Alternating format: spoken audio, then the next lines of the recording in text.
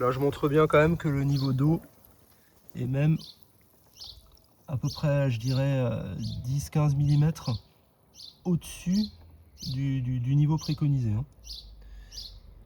Alors de l'autre côté, on va dire peut-être pas 15 mais 10 mm. Et malgré ça, en fait, le spa aspire de l'air. Hein. Donc voilà, encore une petite chose, on va dire, incompréhensible, quoi.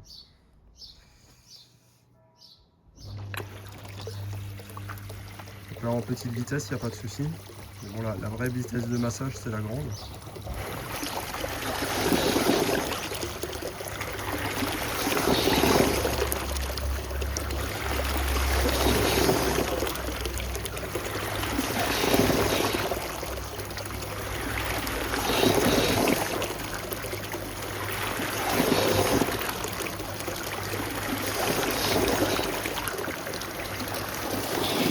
Alors ça, c'est un souci qu'on n'a jamais eu. Hein. Ça, c'est nouveau, enfin, parce qu'on n'a jamais constaté une chose pareille. Sauf au tout début, effectivement, mais au tout début, en fait, on s'était référé au niveau là, donc on était 1,5 cm et demi en dessous. Et puis surtout, on s'était référé au manuel qui disait que le niveau de l'eau doit être sous le niveau des LED. Et là, vous voyez qu'il est quasiment... Alors déjà, elles ne sont pas toutes de niveau, alors que le spa est parfaitement de niveau.